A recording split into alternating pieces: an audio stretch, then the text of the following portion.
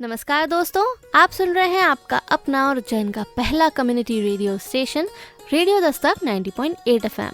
मैं हूं आपके साथ आपकी दोस्त अमृता और हम लेकर हाजिर हैं आप सभी के लिए और विशेष तौर पर हमारे किसान भाई बहनों के लिए ये खास कार्यक्रम खेती बाड़ी। दोस्तों, जैसा कि आप सभी जानते हैं, कार्यक्रम खेती बाड़ी में हम आपकी खेती बाड़ी से जुड़ी हुई महत्वपूर्ण जानकारी आप तक पहुंचाते हैं ताकि आप अपने खेतों का, अपनी फसलों का अच्छे से ख्याल रख सकें और एक अच्छा उत्पादन कर सकें। और रेडियो दस्तक पर ये जो कार्यक्रम खेती बाड़ी की श्रृंखला है, यह श्रृंखला उर्वरक विभाग, रसायन एवं उर्वरक मंत्रालय भारत सरकार की समय समय पर लाई गई विभिन्न योजनाएं, कार्यक्रमों पर आधारित है। इस श्रृंखला के प्रायोजक हैं नेशनल फर्टिलाइजर्स लिमिटेड, विजयपुर इकाई।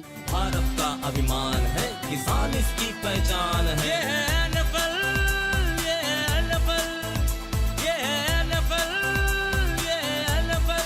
दोस्तों, नेशनल फर्टिलाइजर्स लिमिटेड भारत सरकार की सार्वजनिक क्षेत्र की नवरत्न कंपनी है जो कि देश में यूरिया के उत्पादन में दूसरे स्थान पर है। नेशनल फर्टिलाइजर्स लिमिटेड यूरिया के साथ ही अन्य उत्पाद भी बनाती है और किसानों की सेवा में सदैव तत्पर रहती है। नेशनल फर्टिलाइजर्स लिमिटेड, किसानों का मित्र, राष्ट्र का गौरव। तो आइए दोस्तों, शुरुआत करते हैं आज के खेती बाड़ी के इस एपिसोड की।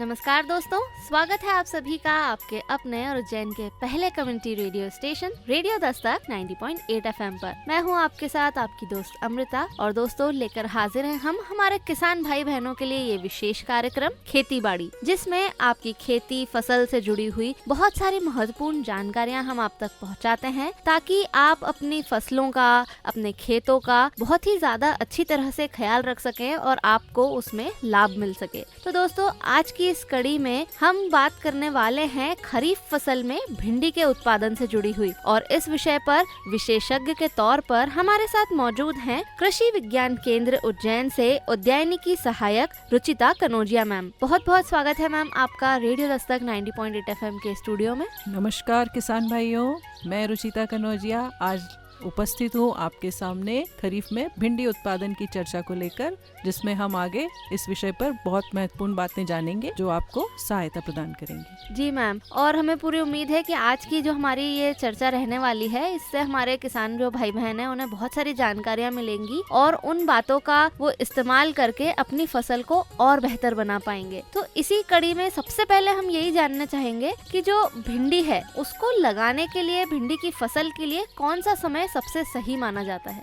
जी, हम देखते हैं हमारे यहाँ पर लोकल में भी या हमारे बच्चों में सभी में भिंडी बहुत फेमस है। बिल्कुल, बिल्कुल। यानी बच्चे इतनी ज्यादा पसंद करते हैं और किसी सब्जी के मुकाबले, और मार्केट भी काफी ज्यादा है इसका। अच्छी बात यह है कि ये हमें 2 सीजन में मिलती है, एक ग्रीष्म में भी मिलती है और एक खरीफ में भी हम इसको लगा सकते हैं। अब ग्रीष्म तो हमारे हाथ से निकल चुका है, परंतु खरीफ की खेती हमारे पास अभी समय है। तो जब भिंडी के खरीफ में उगाने की बात की जाती है इसकी, तो सबसे अच्छा समय होता है जून से लेके जुलाई तक का। मतलब मध्य जून में जब हमारे यहाँ पर बारिश आ चुकी होती है, मानसून आ चुका होता है, 2 से 3 इंच वर्षा हो चुकी होती है, उस समय पर हम अपनी भिंडी के बीजों को खेत में लगा सकते हैं और सितंबर, अक्टूबर, नवंबर तक हम इसकी फसल का उत्पादन प्राप्त कर सकते हैं। जी, काफी महत्वपूर्ण बात यह है, और यानी कि जैसा आप बता रही हैं कि जून जुलाई सही समय है भिंडी लगाने का। तो जो भी हमारे किसान भाई बहन सोच रहे होंगे कि उन्हें भिंडी की फसल लगानी है, वो इस समय को देखते हुए अपनी फसल लगा सकते हैं। तो मैम, जैसा कि बहुत तरह की फसलों में होता है कि उनकी अलग अलग किस्में पाई जाती हैं, तो ऐसी ही भिंडी की कौन कौन सी उन्नत किस्में होती हैं और हमारे जो किसान भाई बहन है उज्जैन के, मालवा के आसपास के, ये कैसी किस्में लगा सकते हैं अपने खेतों में? भिंडी में मुख्य तौर से किस्मों में देखा जाता है कि जो सॉफ्ट रहे, डार्क ग्रीन कलर की हो, उनमें ज्यादा रेशा ना पाया जाता हो, इस प्रकार की किस्मों को किसान भाई बहुत ज्यादा पसंद करते हैं। अगर जो कृषि संस्थान है उनसे निकली हुई अगर किस्मों की बात करें तो IIHR बेंगलोर है, वहाँ से निकली है अर्का अनामिका, अर्का अभय, परभनी क्रांति है एक जो बहुत फेमस किस्म है। अच्छा। हिसार उन्नत है। तो ये जो किस्में हैं, एक वर्षा हर्षिता इस तरीके से, पूसा कोमल है, तो ये वाली जो किस्में हैं ये दोनों सीजन में लगा सकते हैं किसान भाई। लेकिन अधिकतर ऐसा होता है कि देखने में प्राय ये आता है कि किसान भाई संस्थानों तक नहीं पहुंच पाते। जी। या वहाँ तक जाके अच्छे बीज ला नहीं पाते हैं तो वो लोकल मार्केट में देखते हैं। लोकल मार्केट में कई प्राइवेट कंपनीज हैं जो अच्छा किस्म का बीज लेती हैं। जी। तो बस किसान भाइयों से मेरी यही गुजारिश है कि वो जब भी किसी किस्म पर जाएं या किसी भी कंपनी के बीज को लेना पसंद करें जी। तो सबसे पहले उसकी डेट वगैरह देखें। पैकेट पर पुराना बीज नहीं होना चाहिए, जी। नए बीज को ही प्रेफर करें, उसे ही प्रयोग में लाएं बोने के लिए। जी, ये बहुत ही एक अहम जानकारी है कि पुराने बीजों का इस्तेमाल नहीं करना है और जो भी हमारे किसान भाई बहन बीज लेना जाए वो नए बीजों को ही लेना सुनिश्चित करें। तो मैम फिर जैसे अगर कोई भी हमारे किसान भाई बहन तय करते हैं कि उन्हें भिंडी की खेती करना है तो इसमें खेत को तैयार करना, साथ ही खाद और उर्वरक को किस प्रकार से खेत में मिलाना, ये सभी जानकारियां भी काफी महत्व रखती हैं। तो हम चाहेंगे कि हमारे जो रेडियो दस्तक पे किसान भाई बहन ये कार्यक्रम सुन रहे हैं उन्हें ये जानकारियां भी आप दें। जी बिल्कुल, किसी भी फसल को लगाने से पहले हमें खेत को अच्छी प्रकार से तैयार कर लेना चाहिए। तैयार से मतलब ये होता है कि उसमें हमने पूर्व में जो फसल लगाई है उसके अवशेष हटा दें, उसमें पंजा वगैरह चलाएं, 1 से 2 पंजे चलाएं। अगर फिर भी ठूंठ या अवशेष रह जाते हैं तो रोटावेटर चला के उनको मिट्टी में मिक्स कर दें। तो भली प्रकार से अच्छा पंजा 2 या 3 बार चला के हम अपने खेत को तैयार करें। साथ में जब बारिश हो जाती है, जी। बारिश के बाद तुरंत बाद क्या होता है, जो खरपतवारों के बीज होते हैं वो उगना शुरू कर देते हैं। तो वो सही समय होता है कि जैसे ही 15 से 20 दिन का समय हुआ है और हल्की हल्की घास या खरपतवार निकलना शुरू हो गए हैं, उस समय पर फिर से एक बार खेत में अच्छी प्रकार से पंजा चला के, और जब हमारा गोबर का खाद है करीब 15 से 20 टन की बात कही जाती है प्रति हेक्टेयर के लिए, तो इतना हमें उसमें देना चाहिए।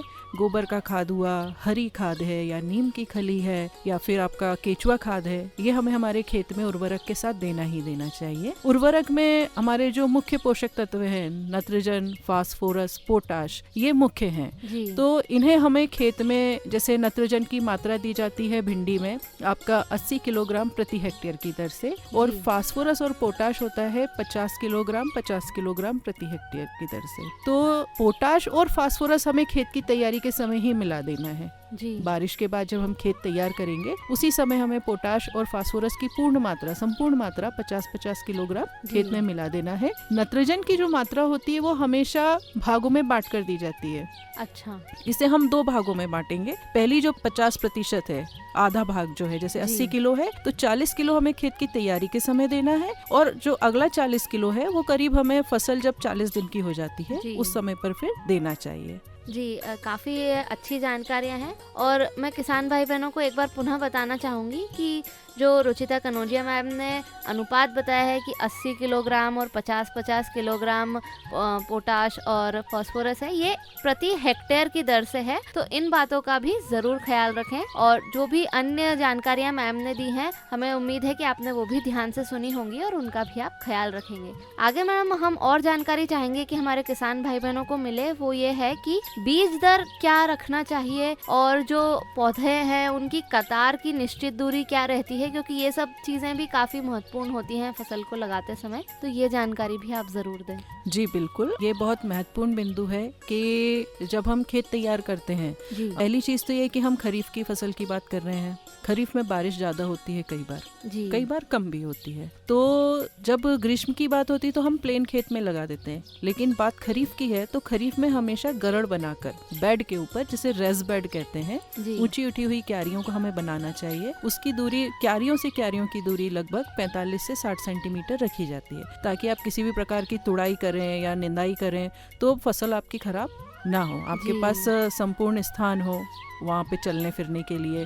आप कीटनाशक का प्रयोग करें या फफूंदनाशक का स्प्रे करें तो आपके पास जगह हो वहाँ पर करने के लिए। तो कतार से कतार की दूरी 45 से 60 सेंटीमीटर रखी जाती है, और गरड़ बना ली जाती है इसकी पहले से ही। और जो इसके पौधे से पौधे की दूरी अपनी रखी जाती है 15 से 20 सेंटीमीटर। जो बीज होता है अपने को खरीफ में लगता है ज्यादा से ज्यादा 5 से 8 किलोग्राम। अच्छा। खरीफ की फसल के लिए 5 से 8 किलोग्राम बीज पर्याप्त होता है प्रति हेक्टेयर की दर से। बीज को भी लगाने से पूर्व हमें भली प्रकार से उसे फफूंदनाशक से उपचारित कर लेना चाहिए, ताकि मिट्टी जनित जो भी फफूंद हैं, रोग हैं, वो हमारे बीज को और पौधे को तुरंत खराब ना करें। क्योंकि खरीफ में वैसे भी कई ज्यादा फफूंद होती हैं जो सक्रिय होती हैं, और जैसे ही हम हमारा बीज जमीन में डालते हैं वो उसे खाती हैं और हमारा बीज खत्म हो जाता है। तो हम जितना बीज लगाते हैं उतना पौधा हमें नहीं मिल पाता है। जी। भिंडी के लिए एक और सबसे अच्छी जानकारी ये है कि अगर भिंडी के बीज को 12 से 24 घंटे के लिए पानी में डुबो के रखें, भिगो के रखें, जी। तो इसका जर्मिनेशन जल्दी होता है, अंकुरण अच्छा। जल्दी आ जाता है। तो पहले हम इसे 12 से 15 घंटे या 24 घंटे के लिए अपन इसे भिगो दें, उसके बाद बाहर निकाल के पानी निथार के फिर इसमें फफूंदनाशक का अच्छी प्रकार से बीजोपचार करें, फिर हम इसे अपने खेत में ले जाएं। तो 100% नहीं तो कम से कम आपका 98% 95% जो अंकुरण है आपकी फसल का बहुत अच्छा होगा। बिल्कुल। तो हमारे किसान भाइयों बहनों, पूरी उम्मीद है हमें कि आपने ये जानकारियां ध्यान से सुनी होंगी। आज हम खरीफ में भिंडी का उत्पादन कैसे करें इस विषय पर बहुत सारी महत्वपूर्ण जानकारियां उद्यायनी सहायक रुचिता कनौजिया मैम से ले रहे हैं और कार्यक्रम खेती बाड़ी पे ये सभी जानकारियां आपके लाभ के लिए दी जा रही हैं ताकि आप और भी अच्छी तरह से अपनी फसल का उत्पादन कर सकें। आगे जानकारी लेते हुए मैम हम आपसे जानना चाहेंगे कि जो निंदाई, गुड़ाई और खरपतवार नाशक है, इनका प्रयोग किस प्रकार से करना चाहिए हमारे किसान भाइयों बहनों को, ये जानकारी भी आप जरूर दें। जी, किसान भाई ये बहुत अच्छी तरीके से जानते हैं कि जब बात खरीफ की आती है तो खरीफ में सबसे ज्यादा परेशानी होती है नींदा से, खरपतवार से। तो भिंडी में ऐसा है कि हमें 2 से 3 तो आप मान के चलिए हाथ द्वारा कचरा निकालना या उसकी जो निंदाई गुड़ाई का काम होता है ये हमें लेबर से करवाना पड़ेगा। साथ में हम एक बार जैसे हमने बीज लगाए हैं, बीज लगाने से 3 से 4 दिन के अंदर हम फ्लोरक्लोरोलिन एक खरपतवार नाशक आता है, उसका 1 किलोग्राम प्रति हेक्टेयर की दर से अगर छिड़काव कर दें खेत में तो भी जो कचरा होता है, नींदा होता है, खरपतवार, ये नष्ट हो जाता है। अधिकतर पौधा ऊपर आने के बाद समस्या होती है कि जो हम खरपतवार नाशक पौधों में दे रहे हैं तो उससे हमारी मुख्य फसल भी प्रभावित होती है। इसलिए अधिकतर खरपतवार नाशक जो है वो पूर्व में ही पौधा उगने से पहले ही प्रयोग में लिया जाना चाहिए और बीच में 2 से 3 बार, एक बार पौधा उग गया है, बड़ा हो गया है तो 2 से 3 आप हाथ द्वारा निंदाई अगर खेत में करवा देंगे तो ये अच्छा होता है हमारी फसल के लिए। जी, और अगर और भी अच्छा भिंडी का उत्पादन करना हो तो उर्वरक और पोषक प्रबंध किस प्रकार से करना चाहिए, ये जानकारी भी हम जरूर चाहेंगे कि रेडियो दस्तक के माध्यम से आप हमारे मालवा के किसान भाई बहनों को दें। जी, जैसे भिंडी हम जानते हैं कि उत्पादन इसका जो होता है मुख्य है हमारी मिट्टी के स्वास्थ्य के ऊपर। अब कई बार ऐसा होता है कि किसान भाई अच्छी प्रकार से मिट्टी की जांच नहीं करवा पाते हैं या कोई समस्या आ गई, टेस्ट करवाया मिट्टी का लेकिन उसकी रिपोर्ट नहीं मिल पाई, और तो जो भी हमारा उर्वरक प्रबंधन होता है वह पूरा होता है कि हमने पूर्व में कौन सी फसल ली है। जी। अब जब बात खरीफ की आती है तो खरीफ में क्या होता है कि अधिकतर हमारे यहाँ जायद में ग्रीष्म काल में सारे खेत खाली होते हैं जी, जिनको पंजा चला के तैयार करके छोड़ दिया जाता है। इस समय पर अत्यधिक जो धूप होती है, जो हमारे यहाँ का टेम्परेचर जाता है 44-45 डिग्री, इसमें हमारे पोषक तत्व मिट्टी के जो होते हैं ऊपर की सतह पर जो होते हैं ये सब नष्ट हो जाते हैं और फिर एकदम से बारिश आती है, फिर हम खेत तैयार करते हैं और खाद वगैरह मिलाते हैं। तो यही चीज है कि अगर हमने खेत की तैयारी के समय पर किसी प्रकार की कोई खाद नहीं दे पाए हैं, जैसे हमें गोबर का खाद नहीं मिला है, केचुआ खाद की उपलब्धता नहीं हो पाई, तो हमारे पास जो भी उपलब्ध है, जैसे एनपीके तो हम दे ही रहे हैं, 12-32-16 के द्वारा दे रहे हैं या और किसी माध्यम से दे रहे हैं, परंतु कई बार क्या होता है कि जैसे भिंडी की फसल है या और भी कोई उद्यानी की फसल है तो ये जब बड़े हो जाते हैं, इनमें फूल और फल आने लगते हैं, उस समय पर ये पोषक तत्वों की कमी को प्रेषित करते हैं जी। यानी आपको दिखाते हैं कि हमें इस चीज की कमी हो रही है। तो सिर्फ जो मुख्य पोषक तत्व है एनपीके तो जैसे हमने दे दिया, परंतु कुछ सूक्ष्म पोषक तत्व है, मोलिब्डेनम है, आयरन है, इनकी कमी के कारण क्या होता है कई बार फलों के ऊपर धारियां आने लगती हैं बैंगनी रंग की, पत्तों के ऊपर बैंगनी रंग की धारियां आने लगती हैं। तो सूक्ष्म पोषक तत्वों का भी 1 से 2 स्प्रे हमें हमारी मुख्य फसल के ऊपर करना चाहिए जी। तो ये तो हमने बहुत सारी महत्वपूर्ण जानकारियां हमारे किसान भाई बहनों को दी कि किस प्रकार से वो खेत तैयार करें और खाद वगैरह इन सब का ध्यान दें और कैसे पोषक प्रबंध भी करें। अब हम जानना चाहेंगे कि अगर ये सब चीजें करके बहुत ही अच्छी फसल हमारे किसान भाई बहनों ने लगा ली है तो उसके बाद फल की जो तुड़ाई है वो कब की जाती है और उससे लगभग कितना उत्पादन हमारे किसान भाई बहनों को प्राप्त हो सकता है? जी, अगर बहुत अच्छी फसल है, हमारा जो उत्पादन होता है मुख्यतः हमारी कर्षण क्रियाओं के ऊपर ही निर्भर करता है कि हमने किस प्रकार से खेत तैयार किया है, कौन सा बीज लिया है, कौन सी किस्म हमने प्रयोग में लाई है, साथ में हमने किस प्रकार से खाद और उर्वरक का प्रयोग किया है। जी तो अच्छा, खरीफ में एक और चीज बहुत ध्यान देने वाली है कि कई बार ऐसा होता है कि बहुत ज्यादा बारिश होती है तो हमारी फसल को भी नुकसान होता है, और जी। कई बार कम बारिश होती है, पानी की तान आ जाती है तो भी हमारे पौधों में सूखने की या फसल अच्छी नहीं होने की समस्या आती है। तो किसान जी। भाई इस चीज का ध्यान रखें, अच्छे उत्पादन के लिए बहुत महत्वपूर्ण है कि अगर पानी की तान आ रही है खरीफ सीजन में जी। तो आपको कम से कम 4 से 5 दिन बाद एक पानी अपनी तरफ से फसल को पिलाना है। तो आपको इसमें उत्पादन में जो गिरावट आती है जी। वो नहीं आएगी। और अगर जब हम गरड़ पे लगा रहे हैं तो अत्यधिक पानी के कारण पौधे की जड़ें सड़ती नहीं है, पानी जी। अत्यधिक जो होता है वो निकल जाता है। और जिन एरिया में अगर पानी गिरा लेकिन लंबा पीरियड आ रहा है कि बहुत दिनों तक 15-15, 20-20 दिन तक कई बार बारिश नहीं होती है, जी तो गरड़ का फायदा ये है कि वो आसपास से नालियों को, उन गरड़ को बंद कर दें तो जो पानी उन्हीं गरड़ में बैठ जाएगा, तो पौधों को जी। एकदम से वाटर स्ट्रेस नहीं होगा, पानी का खिंचाव नहीं होगा। और अगर फिर भी होता है, हम नहीं कर पाए हैं, तो अलग से पानी देंगे। इसका जो उत्पादन होता है खरीफ का, करीब आपको 100 से 120 क्विंटल प्रति हेक्टेयर से उत्पादन आपको इसका प्राप्त होता है।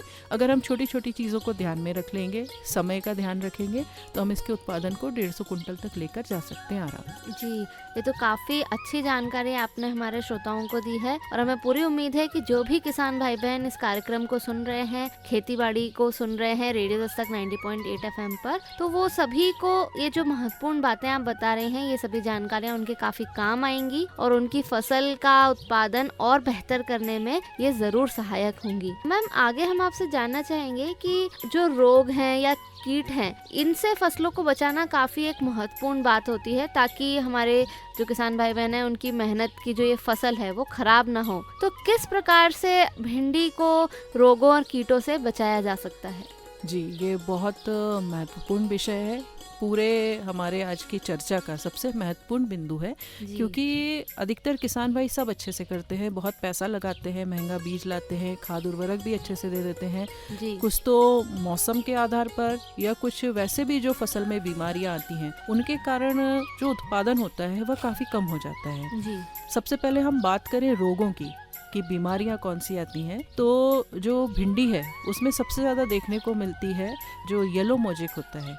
एक जी। भिंडी में होता है, पत्ते इसमें, उसकी जो पत्तों के ऊपर धारियां होती हैं वो पीली पड़ जाती हैं। अब ये जो रोग है, अधिकतर जी। ऐसा होता है कि हम लोग देखते हैं कि खेत में जब रोग करीब 20 से 25% के ऊपर फैल जाता है, 40-40% तक नुकसान होने लगता है, पत्ते पीले हो जाते हैं, उस समय पर किसान भाई फिर उसके उपचार के लिए आते हैं। परंतु सबसे महत्वपूर्ण बात इसमें ये देखने की कि ये जो बीमारी है ये वायरस है। जी अच्छा। जी, मोजेक वायरस है। तो जो येलो वेन मोजेक वायरस है, भिंडी में सबसे ज्यादा मात्रा में आता है, और जब ये आता है तो पूरी फसल बर्बाद हो जाती है। तो इसको रोकने के लिए हमारे किसान भाइयों को शुरुआती अवस्था से ये उपाय करना है कि हमारे खेत में सफेद मक्खी आकर ना बैठे, क्योंकि जो वायरस है वो सफेद मक्खी फैलाती है। तो इस पे अगर खेत में एक बार आपके समस्या आ गई, फिर आपने अगर उसके ऊपर किसी प्रकार का कोई उपचार किया, फफूंदनाशक का छिड़काव किया या किसी भी दवाई का आपने छिड़काव किया, तो उसका कोई असर उसके ऊपर नहीं होगा। अगर समस्या आपके खेत में आ गई है, तो अगर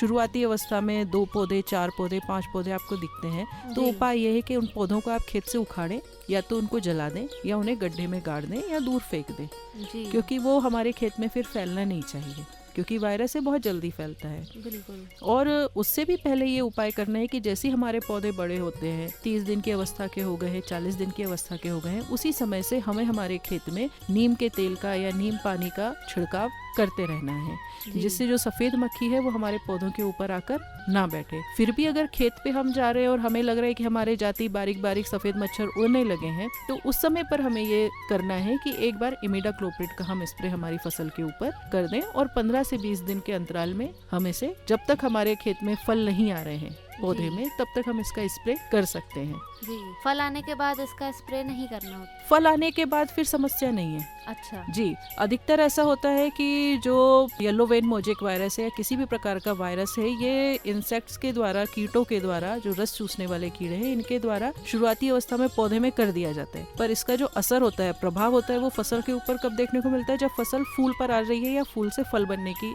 प्रक्रिया शुरू हो गई है। तो जब आप अगर उसके बाद आप करेंगे तो उसका कोई इफेक्ट आपको नहीं दिखेगा किसान भाइयों को। इसलिए जो इसका आपको उपचार करना है ये शुरुआती अवस्था से लेके फूल आने और फल आने की अवस्था तक करना है। उसके बाद फिर इसका प्रभाव कि आपकी फसल पे रोग हो रहा है तो ये चीज जो येलो वेन मोजेक वायरस है इससे वैसे ही आपकी फसल पे कोई उत्पादन पे प्रभाव नहीं होगा। दूसरी चीज आती है इसमें चूर्ण लासिता, जिसे हम पाउडरी मिल्ड्यू जानते हैं, यानी पत्तों के ऊपर सफेद सफेद भूरा पदार्थ इकट्ठा हो जाता है और फिर पाउडर इकट्ठा होने के कारण पूरे पत्तों के ऊपर फैल जाने के कारण भली प्रकार से पत्ते श्वास लेने की क्रिया नहीं कर पाते हैं, क्लोरोफिल नहीं बना पाते हैं, भोजन नहीं बना पाते हैं, जिसके कारण से उत्पादन हमारा प्रभावित होता है। तो उस कंडीशन में हम हेक्साकोनाजोल है उसका स्प्रे कर सकते हैं जो फफूंदनाशक है, या फिर वेटेबल सल्फर आता है उसका छिड़काव कर सकते हैं, तो ये हम उसे बचा सकते हैं। ये मुख्य बीमारियां है जो हमारी भिंडी में आती है। नेक्स्ट हम बात करें अगर कीड़ों की, तो जैसे मैंने शुरू में ही बताया कि जो येलो वेन मोजेक वायरस है वो वायरस फैलाती है सफेद मक्खी। तो हमें शुरू से उनका सफेद मक्खी का उपचार तो करना ही करना है, नीम का तेल या नीम पानी का स्प्रे करके हमारी फसल के ऊपर। साथ में इसमें लाल मकड़ी का भी प्रभाव आता है। अच्छा। लाल मकड़ी भी हमारे पत्तियों में जाले बना लेती है, उनका रस चूसती है तो पत्ते सब खराब हो जाते हैं, तो उसके लिए भी हम ओमाइट का स्प्रे कर सकते हैं एक। साथ में हम इस पे वेटेबल सल्फर का इस समय पर भी स्प्रे कर सकते हैं मकड़ी से बचाव के लिए। तीसरी चीज होती है सूंडी, इल्ली, जो फलों में और तने में छेद करती है। हम अधिकतर देखते हैं बाजार से जब हम भिंडी लेकर आते हैं तो ये इनका क्या होता है कि खेत में ही प्यूपा इनके बने हुए रहते हैं। तितली होती है वो आके अंडे देती है और इनसे छोटी छोटी जो इल्लियां हैं वो निकलती हैं और फल के अंदर जाके उनमें छेद करके घुस जाती हैं। और तने में भी ये इसी प्रकार से, तो इन्हें फल और तना छेदक इल्ली कहा जाता है। तो इसके उपचार के लिए जब तितली वगैरह हमें हमारे आसपास खेत में ज्यादा मंडराती हुई दिखें तो हमें इनके अंडों को भी नष्ट करना रहता है, क्योंकि एक बार अगर उसने फल में छेद कर दिया तो फल की क्वालिटी खराब हो गई है, फिर हमें उसका उतना दाम नहीं मिल पाता है। तो हम प्रोफेनोफास, क्लोरपायरीफास इसका हमारे खेत में स्प्रे कर सकते हैं। एक बार हमने स्प्रे कर दिया है तो हम काफी मात्रा में उसको कंट्रोल कर लेते हैं, लेकिन किसान भाइयों से गुजारिश है कि जब आप इसे मार्केट में बेचने जा रहे हैं फल को, उससे करीब 10 दिन पहले तक इसमें किसी प्रकार का स्प्रे ना करें, क्योंकि जो भी कीटनाशक का प्रयोग करते हैं वो डायरेक्ट हमारे फल में जाता है, फल उसे अवशोषित करते हैं। और चूंकि सब्जियों की बात रहती है, हर कोई ताजी खाना ही पसंद करता है, तो जब अवशेष फल के अंदर है तो वो फल से हमारे शरीर के अंदर भी जाता है और उसके दुष्प्रभाव भी हमें कहीं ना कहीं हमारे शरीर में देखने को मिलते हैं। प्राय ये देखने में आता है कि किसान भाई सोचते हैं कि मार्केट में बेचना है, उससे पहले ही 2 से 3 दिन पहले वो उसमें स्प्रे करते हैं ताकि इल्ली खरीदारों को ना दिखे, पर ये बहुत गलत बात है। थोड़ा सा अपने स्वास्थ्य का और जो ले रहे हैं आपसे, आपका उत्पाद ले रहे हैं, उनके भी स्वास्थ्य का ध्यान रखते हुए किसान भाइयों को ये चीज ध्यान में रखनी चाहिए कि करीब 10 से 15 दिन का समय तोड़ने और स्प्रे में होना चाहिए। जी, बहुत ही अहम जानकारी है मैम आपने दी है, और बिल्कुल ये सभी जो जानकारियां हैं ये हमारे किसान भाई बहन जो आज का ये कार्यक्रम सुन रहे हैं उनके काफी काम आएंगी और उनको बेहतर फसल का उत्पादन करने में पूरी तरह से सहायक होंगी। और साथ ही जो एक बात ये आपने कही कि कितनी दूरी रखना चाहिए कीटनाशक को स्प्रे करने में और फलों को मार्केट में या जो उनकी फसल है उसे मार्केट में बेचने में, ये काफी अहम बात है जो सभी के स्वास्थ्य को प्रभावित करती है। तो ये जानकारी भी काफी महत्वपूर्ण है और हम उम्मीद करते हैं कि हमारे जो भी किसान भाई बहन खेतीबाड़ी कार्यक्रम सुन रहे हैं वो इन सभी बातों का खास ख्याल रखेंगे। मैम, हमने अभी बहुत सारी चर्चा कर ली कि हमारे किसान भाई बहनों को बताया कि कैसे वो बीज चुन सकते हैं, कैसे खेत तैयार करें, कैसे वो पोषक प्रबंध करें, कैसे फलों की तोड़ाई करें, ये सभी जानकारियां हमने दी। इसमें हम चाहेंगे एक और बात जानना कि जो भी हमारे किसान भाई बहन भिंडी लगा रहे हैं या लगाते हैं, उन्हें पूरे सीजन में ये फल मिलता रहे, क्या इसके कोई उपाय हैं? जी बिल्कुल, ये बहुत महत्वपूर्ण बात है, क्योंकि अधिकतर ऐसा देखने में आता है कि जो हमारे किसान भाई वो एक ही साथ सारे पूरे बीज की पूरे खेत में एक ही साथ बुआई कर देते हैं। जी। इसमें क्या होता है कि एक साथ पौधे बढ़ते हैं, फसल बढ़ती है, फ्लावरिंग होती है, फल आया और मार्केट में ज्यादा से ज्यादा 2 या 3 बार तुड़ाई होकर और फसल खत्म हो जाती है। जी। इसको एक साइकिल के रूप में अगर लेना चाहें कि भाई हमने ग्रीष्म से लेके पूरे खरीफ तक जी हमें इसकी फसल लेनी है। प्रायः जो लोग इसका पूरा इसी में ही उत्पादन लेते हैं, जो लोग भिंडी का ही मुख्य उत्पादन मानते हैं, जी वो लोग ग्रीष्म से ही इसकी खेती शुरू कर देते हैं। अब जब बीज लगाते हैं तो कैसे लगाते हैं कि उन्होंने कुछ एरिया में एक बार बीज लगा दिया है, जी फिर जो उसके बाद वाला एरिया है उसमें वो 10 से 12 दिन का अंतर रखते हैं, ज्यादा से जी। ज्यादा 15 दिन का रखते हैं। फिर उन्होंने दूसरे एरिया में बुआई की, फिर 15 से 20 दिन बाद उन्होंने थोड़े बचे हुए एरिया में फिर की। फिर ऐसे जो ये बुआई करते हैं, ये बुआई करते करते 15 से 20 दिन का अंतर रखते रखते फरवरी से शुरू करते हैं जी और उत्पादन यानी कि जो बुआई का कार्यक्रम है ये जुलाई तक कंप्लीट करते हैं। जी तो इसमें ऐसा होता है कि जो फरवरी में ये लोग फसल बोते हैं, बीज बोते हैं, फरवरी मार्च इसमें इन्होंने जो फसल बोई है, जी। तो अप्रैल मई में इनको उसका उत्पादन मिलता है, कंटिन्यूएशन में रहता है, एक साइकिल बनी रहती है। जी जो इधर जून में करते हैं उसका अगस्त से उत्पादन प्रारंभ हो जाता है, जी तो सितंबर अक्टूबर तक ये वाली फसल चलती है। तो हम कई बार देखते हैं कि मार्केट में नवंबर दिसंबर में भी हम लोगों को भिंडी कई बार मिलती है जिसका जी। रेट बहुत हाई होता है, क्योंकि ऑफ सीजन में चली जाती है। क्योंकि बच्चे पसंद करते हैं तो सभी लेना भी पसंद करते हैं, भले हाई रेट हो। तो ये जो एक साइकिल है कि उन्होंने फरवरी से स्टार्ट कर दिया था और उन्होंने अगस्त सितंबर तक इसका प्रोडक्शन, अक्टूबर नवंबर तक इसका प्रोडक्शन लिया है। जी खरीफ के बाद कई लोग लेट खरीफ में भी लगाते हैं। अच्छा खरीफ में जैसे कई लोग मूंग लगा ली उन्होंने, मूंग कम अवधि की फसल है, जी। 40 से 45 दिन 50 दिन में खत्म हो जाती है, जी। उसके बाद फिर खेत खाली हो गया तो उसके बाद वो लोग भिंडी लगा लेते हैं। तो ये जो ये हमें अक्टूबर नवंबर दिसंबर तक इसका उत्पादन हमें मिलता रहता है। जी तो एक साइकिल है। अगर हम एक ही फसल के ऊपर निर्धारित है कि हमें इसी को ही करना है, हम उस पर ही डिपेंड है, तो हमें एक अपना पूरा सिस्टम बिठाना पड़ेगा, पूरी प्लानिंग होती है कि किस समय हमें बुआई करनी है, तो इसका फल कब आएगा, इसकी कब तुड़ाई होगी, कब मार्केट में जाएगा। इस प्रकार से एक पूरी साइकिल को बना लिया जाता है और वो लोग इसी को फॉलो करते हैं। जी तो क्या लाभ है इस साइकिल में भिंडी लगाने में, बजाय इसके कि पूरे खेत में एक साथ ही पूरा फल लगा दिया जाए? जी, लाभ ये है कि एक तो हमें सीजन वाइज मिलती रहती है। जी जैसे हम सब्जियों या फलों की बात देखें तो एक जैसा मार्केट नहीं रहता, कभी बिल्कुल। अप है तो कभी डाउन है, कभी किसी चीज का रेट बहुत ज्यादा है, कभी कम है। जी तो हमने जैसे बारिश में लगाई, जो भी लगाएगा वो बारिश में ही लगा रहा है, जी तो उनमें और हमने कोई अंतर नहीं रहा। अब बारिश में इतना उत्पादन आ गया कि उसका हमें कोई रेट नहीं मिल पाया, जी ज्यादा से ज्यादा 12 रुपए किलो, 20 रुपए किलो। जी लेकिन जब हम एक साइकिल में लगा रहे हैं और पूरे टाइम मार्केट में अवेलेबल है, तो कई ऐसा टाइम आता है कि जब बाजार में रहती नहीं है चीज, जी। लेकिन जब हमारी जाती है तो हमें उसका मूल्य अच्छा मिलता है। तो हाँ। साइकिल से ये है कि अप एंड डाउन जो आएंगे वो हमें बराबर कर देंगे। अगर डाउन भी जाता है तो जो हमने अप में मार्केट में बेचा है, ज्यादा भाव में बेचा है, वो हमारे पूरे उत्पादन का जो हमें मूल्य मिल रहा है उसको बराबर कर देता है। जी अगर हम एक ही सीजन में करके और एक ही में खत्म कर देते हैं तो मार्केट में ऑलरेडी उस सीजन में बहुत आ रही है। जी काफी ये महत्वपूर्ण बिंदु है और ये जानकारी काफी काम आएगी हमारे किसान भाई बहनों के, और उन्हें इससे काफी फायदा भी मिल सकता है। आगे मैम हम आपसे जानना चाहेंगे कि जैसा कि आप बता रही हैं कि अक्सर होता है कि सही दाम न मिल पाए अपनी फसल का हमारे किसान भाई बहनों को, या फिर उस समय बाजार में बहुत ज्यादा उसकी आवक हो गई है फसल की और उन्हें उसके इतने अच्छे ग्राहक नहीं मिल पा रहे या वो नहीं बिक पा रही है। तो उस ऐसी परिस्थिति में हमारे किसान भाई बहनों को क्या करना चाहिए जब उनके पास फसल बच रही है और वो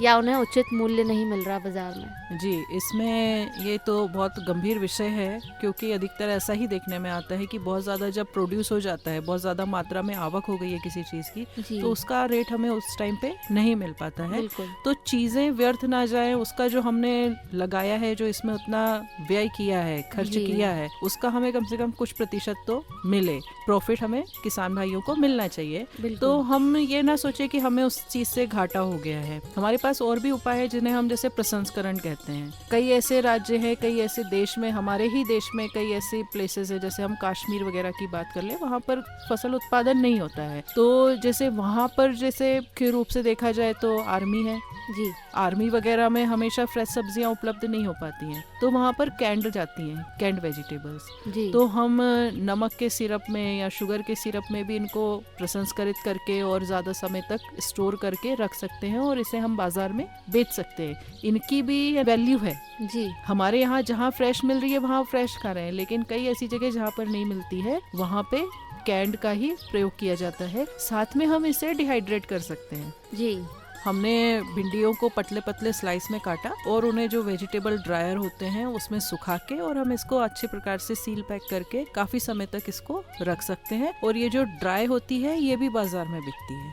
अच्छा, तो हम इस प्रकार से प्रसंस्करण करके हमारे जो हमने लगाया है उस उत्पाद को व्यर्थ नहीं जाने देकर प्रसंस्कृत करके और उससे भी मूल्य हम प्राप्त कर सकते हैं हमारे। जी बहुत बहुत धन्यवाद मैम। ये सभी जानकारियाँ हमारे सारे किसान भाई बहनों के बहुत काम आएंगी और उनके लिए काफी लाभप्रद सिद्ध होंगी ताकि वो अच्छी से अच्छी फसल का उत्पादन कर सके। तो दोस्तों, ये थी हमारे साथ कृषि विज्ञान केंद्र उज्जैन से उद्यानी की सहायक रुचिता कनौजिया मैम, जिन्होंने भिंडी के उत्पादन के बारे में बहुत सारी महत्वपूर्ण जानकारियाँ दी। और हमें पूरी उम्मीद है कि आज का ये कार्यक्रम खेती बाड़ी आपने बहुत ही ध्यान से सुना होगा। ये सभी जानकारियाँ आपने ध्यान से सुनी होंगी और इनमें जो मुख्य बिंदु रुचिता मैम ने हमें बताए हैं उनका भी आप खास ख्याल रखेंगे ताकि आप अच्छी से अच्छी फसल का उत्पादन कर सके और आपको अपने फसल में कोई भी नुकसान न उठाना पड़े। दोस्तों, इसी तरह की महत्वपूर्ण जानकारियाँ कार्यक्रम खेती बाड़ी में हम आगे भी आप तक पहुँचाते रहेंगे और हमें पूरी उम्मीद है कि आज का ये एपिसोड भी आपको बहुत पसंद आया होगा। अब रुचिता मैम, हम आपका धन्यवाद करना चाहेंगे कि आप रेडियो दस्तक 90.8 FM के स्टूडियो में आई और इतनी अच्छी जानकारियां हमारे सभी श्रोताओं को दी, हमारे सारे किसान भाई बहनों को दी ताकि वो ज्यादा से ज्यादा अच्छी फसल का उत्पादन कर सकें। एक बार पुनः आपका धन्यवाद। धन्यवाद मैडम, और मैं 90.8 FM का भी धन्यवाद करती हूँ। तो दोस्तों, रेडियो दस्तक 90.8 FM पर आप सुन रहे थे कार्यक्रम खेती बाड़ी, जिसमें आपकी खेती से जुड़ी हुई महत्वपूर्ण जानकारियां आज हमने इस एपिसोड में दी और हमें पूरी उम्मीद है कि ये सभी जानकारियां आपके बहुत ही काम आएंगी, आपके लिए बहुत ही लाभप्रद सिद्ध होंगी और इन जानकारियों की मदद से आप अपनी फसलों का ज्यादा ख्याल रख पाएंगे, अपने खेतों का, अपनी मिट्टी का ज्यादा ख्याल रख पाएंगे, जिससे आपको बहुत फायदा होगा, आपकी फसलें अच्छी रहेंगी और सभी का स्वास्थ्य भी अच्छा रहेगा। दोस्तों, इसी प्रकार से और भी कई सारी महत्वपूर्ण जानकारियां अलग अलग विषयों पर लेकर हम हाजिर होंगे। कार्यक्रम खेतीबाड़ी की इस श्रृंखला के प्रायोजक हैं नेशनल फर्टिलाइजर्स लिमिटेड विजयपुर इकाई। और आज के कार्यक्रम में बस इतना ही। अगली कड़ी में हम फिर आपसे मिलेंगे और भी अन्य विषयों के साथ और भी कई महत्वपूर्ण जानकारियों के साथ। तब तक के लिए दीजिए हमें जाने की इजाजत।